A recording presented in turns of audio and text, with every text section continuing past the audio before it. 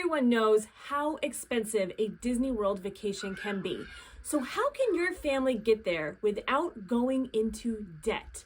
That is why I'm making this video today, to help you and your family get to Disney World without going into debt, going broke. Hi, I'm Allison. Here at my channel, you can find tips for traveling with your family, Disney World content, as well as some vlogs from our family vacations. If this sounds like content you are interested in seeing more of, then definitely hit that subscribe button. So let's get into how we can save money for Disney World. So my first tip is to always plan your trip as far in advance as you possibly can. So with my family, we go to Disney World about once a year. So that gives me 1 year to be able to save for our trip. Now, if this is your first time going or you need a little bit more time to save that money, it's okay to take 2 years or even more to save for your trip. You're always going to want to save money for your upcoming trip as opposed to just throwing everything onto a credit card and then winding up having to pay more for the trip with interest fees. So as much as you really want to go to Disney World right now, it is better to just wait and take the time that you need to save up for your trip. If you're like me, it can be a little bit hard to put all of that money into a savings account that you can very easily just pull that money from when you need it. If you are really determined to save up money for Disney World, it needs to go into something that you can't touch. So one way to do this is to actually book your Disney trip as far in advance as you possibly can, even if it's not the day that you are going. Book your trip so that you get that $200 deposit out of the way and you can start making monthly payments into your trip, even if it's not the date that you want. So if you want to travel in, let's say, September of 2027, which is not available yet, you can go onto the Disney World website, book your trip for the furthest out that you possibly can, make your payments, and then when other dates start to become available, just change your dates, modify your trip, and change the dates that you have to the furthest out that you can, and just keep doing that. The trick here is do not pay off your trip until you get to the date that you really want, because once you pay off your trip, you're not going to be able to change those dates very easily. You might be able to if you call guest services, but it's just easier to just leave a balance on your trip so that you can very easily change the dates. Now, another thing to remember is if you do this, just because you book a date does not lock you into that price. So you might be initially paying for something, and then when you go to book it further, it probably will be more expensive just because of inflation, the time that you're going. So just keep that in mind, that once you get your actual date or once you push it further, those prices are going to increase, but you're already putting money into it. So that is one way to make sure that the money you're putting into your trip is going into your trip. Now, another option is to use gift cards. Whenever you have a certain amount of money saved up, you can go and buy a gift card and put it onto that. If you are a member of like Sam's Club or BJ's, they often have promotions where you save a little bit of money. Like I know at Sam's Club, you can buy a $500 gift card for $480. So $20, every time you do that, you really are, those savings add up. And when you are in a tight budget, that really can make a difference. And if you do go that route, you're going to wind up having a whole bunch of gift cards. So what you can do is you can actually go onto disneygiftcard.com and combine all of those little cards into one big card.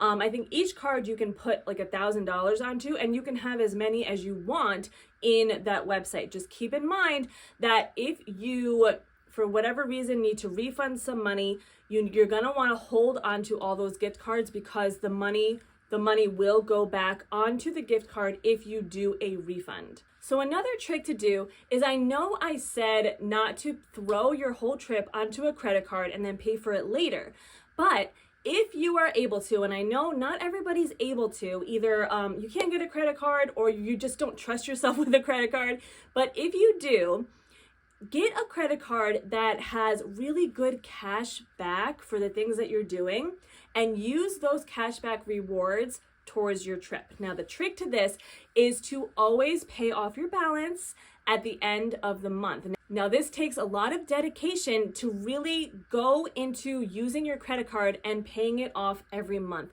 The trick to this is to use your credit card in the way that it would be for like a debit card. So if you are going grocery shopping, stick within your budget that you normally would use with your credit card, and then you can put money from your bank straight into your credit card like the second you use it. This is a really good way to get those bonus points, get those cashback rewards while being smart with your credit card use. So what you can do with those cashback rewards is you can do a couple of things. You can go ahead and get a Disney gift card.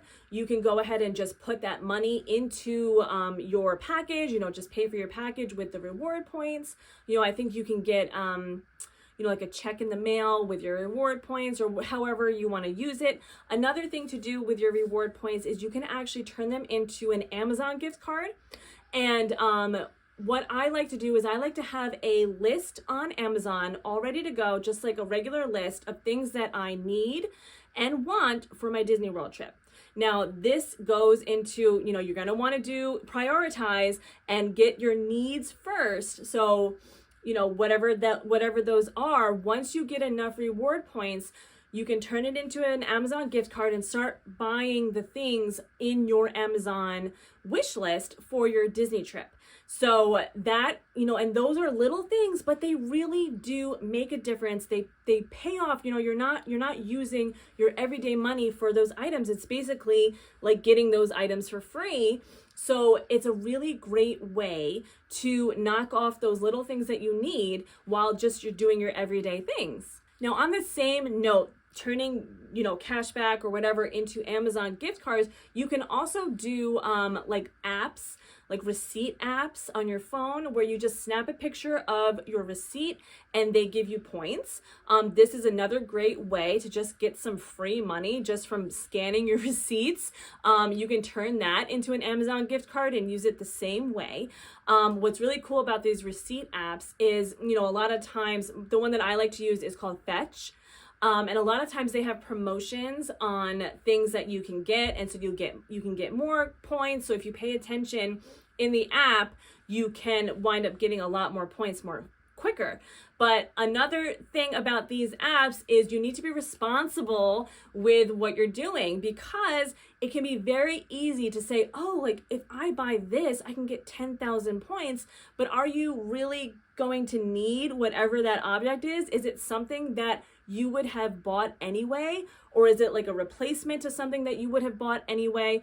The worst thing you could do is start buying all these things that you wouldn't normally have bought just to get, either cash back on the card or receipt points, because that just messes with your everyday spending, and you're gonna wind up spending the money that you would have put aside for your trip on these random items just to get points. Don't do that. And that's another reason why it's so important to have such a long amount of time that you're saving, because it can take time for those receipt points to add up or for the cashback points to add up, but they do help in the long run. Another thing to do is use any bonuses from work or tax refunds that you might get and put those directly into your trip. What we like to do is whenever we get our tax return, we usually use that money to like buy our flight. So that goes directly into the flight cost. For us coming from New York, flights are usually one of the most expensive parts of it. So we tend to use our refund on that, but you can use it really however you want for your trip, if it makes sense for your family. Another thing that can work really well is to be flexible with when you are traveling. Now, obviously, this is different for every family. You might have your heart set on going at a certain time of year or going to a certain resort. And if that's the case, this might not work for you. Or you might not be able to take your kids out of school, or your job isn't flexible. So this part really only works if you are flexible, if you can take your kids out of school, or if you're like us and we homeschool, so we don't even have to worry about that. But what we like to do is we actually like to keep our eyes out on flights, because like I said, our flights from New York are expensive. They're one of the biggest expenses that we make aside from the resort. So if you keep your eye on the flights and you don't really care about where you're staying or when you're going, this can really, really make a difference, because you can find a flight for like $70 when, if you had chosen this date, it's like over $2,000, depending on when you're going. Like for us this year, we are going around Christmas time, which we really wanted to go during Christmas time, but we also knew that that meant the flights were going to be more expensive, the resort was going to be more expensive. So we knew that going in that we were going to have to put a little bit extra money aside because of that. But if you don't care about when you're going or where you're staying, and you can be flexible, you can really, really save some money on the flights and the resorts. Now, this tip won't be for everybody, but we have decided as a family, me, my husband, and my 2 kids, we have decided as a family that we would rather spend our money going on trips like Disney World. For us right now, it's Disney World. It could be to other places in the future, or, if you like to go on 2 vacations or whatever it is, we have decided that we would rather go to Disney World than have big, extravagant Christmases, birthday parties, Easter baskets. We would rather spend our money on experiences. Now, this is not going to work for everybody. You might have a different view on that, and that's okay too. That just means that you need to spend your money and save your money a little differently. So for us, that means that what I would have spent on, a whole bunch of Christmas presents under the tree, we can now put that money towards our trip. And you know what? We can actually get some souvenirs there as well, as being part of our budget. And we have decided as a family that we would rather do that. And, obviously we're still going to celebrate the holidays. We're still going to celebrate the kids' birthdays. They're still going to get some stuff, some gifts. Santa is still going to come and fill their stockings. So they will still get those little things, but we decided that it doesn't need to be extravagant. They have so much stuff. They don't need more stuff. We need the experiences and the time together as a family, and that really helps us be able to go on these trips every year. On that same note, we also ask family members if they are interested in getting gifts for the kids.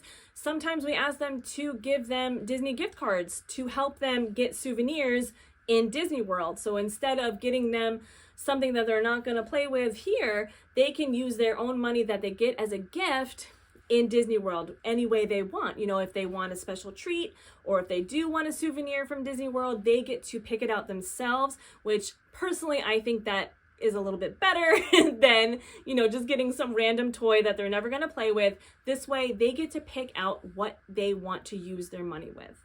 Now, you can also go through all of your stuff, in the same kind of idea where the kids don't need all of these toys. We also don't need all of the stuff that we have. So if you were in the same boat as us, where you just have a bunch of stuff, try to sell it. Try to sell those things and use that money towards your trips. That obviously isn't going to happen every year, but you might have some stuff, like my son has outgrown one of our strollers.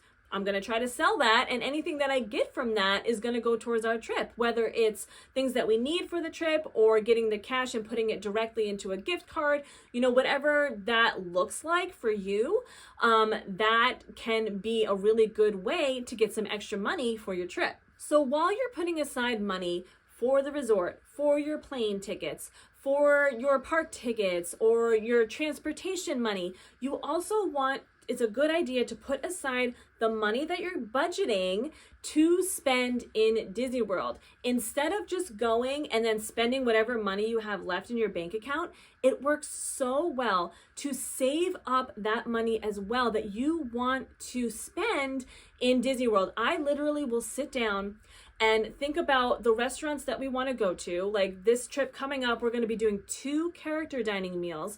And you can know by going onto the website and looking at the prices, upfront exactly how much that restaurant is going to cost. when you're doing quick services or other restaurants where it's a la carte and you're not sure, you can kind of make like a judgment based on what they have of how much you think you're going to spend at each meal.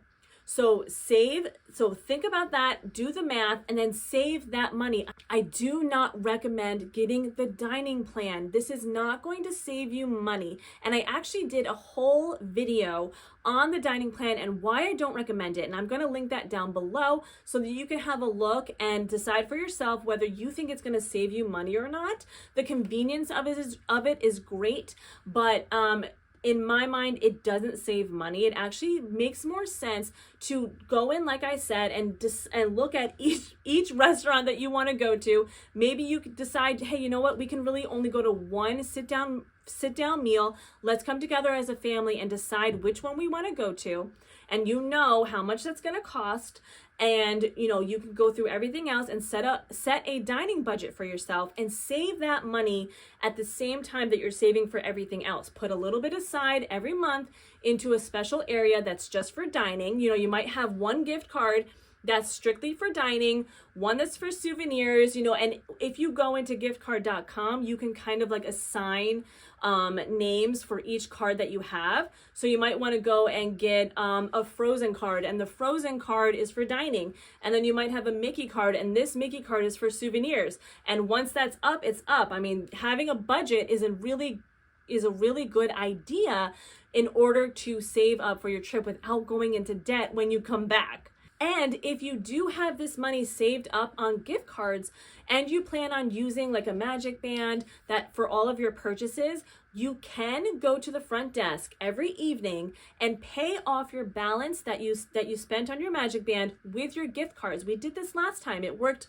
really well. So you use all day, you're using your magic band to pay for items, and then you go down and you pay off whatever it was with those gift cards, and it works so well, and it makes it a lot easier to save that money. Another option, if you don't want to use a Disney gift card, you can get like a Venmo debit card or a PayPal debit card and put your money into PayPal or Venmo, but you can't touch it. You got to make sure that you're not going to touch that money, but you can have it sitting in PayPal or Venmo and then use those cards to pay off your balance at the end of the evening as well. So that does it for my money saving tips. I really hope this helped you out.